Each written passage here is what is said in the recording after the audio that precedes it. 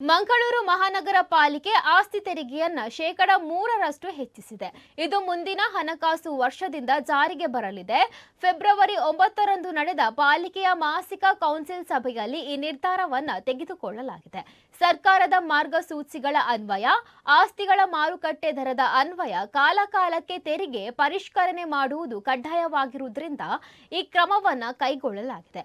ಈ ಪರಿಷ್ಕರಣೆಯು ಕೇವಲ ಆಡಳಿತಾತ್ಮಕ ಪ್ರಕ್ರಿಯೆಯಾಗಿದ್ದು, ನಗರದ ಅಭಿವೃದ್ಧಿ ಯೋಜನೆಗಳಿಗಾಗಿ ಪಾಲಿಕೆಯ ಆದಾಯವನ್ನು ಹೆಚ್ಚಿಸುವ ಗುರಿಯನ್ನ ಹೊಂದಿದೆ ಎಂದು ಸಭೆಯಲ್ಲಿ ಸ್ಪಷ್ಟಪಡಿಸಲಾಯಿತು.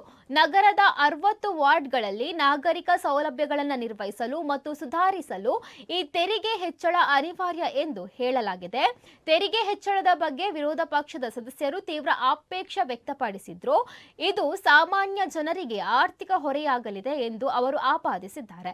ತೆರಿಗೆ ದರವನ್ನು ಹೆಚ್ಚಿಸುವ ಬದಲು ತೆರಿಗೆ ಸಂಗ್ರಹಣಾ ವ್ಯವಸ್ಥೆಯನ್ನ ಬಲಪಡಿಸಲು ಮತ್ತು ದಕ್ಷತೆಯನ್ನ ಹೆಚ್ಚಿಸಲು ಆಡಳಿತ ಮಂಡಳಿಗೆ ಅವರು ಆಗ್ರಹಿಸಿದ್ದಾರೆ. ವಿರೋಧದ ನಡುವೆಯೂ ತೆರಿಗೆ ಹೆಚ್ಚಳದ ನಿರ್ಣಯವನ್ನ ಅಂಗೀಕರಿಸಲಾಯಿತು. ಇದರೊಂದಿಗೆ ಮಂಗಳೂರು ನಗರ ವ್ಯಾಪ್ತಿಯ ಆಸ್ತಿ ಮಾಲೀಕರು ಏಪ್ರಿಲ್ 1, 2026ರಿಂದ ಪರಿಷ್ಕೃತ ದರಗಳಿಗೆ ತೆರಿಗೆ ಪಾವತಿಸಬೇಕಾಗುತ್ತದೆ.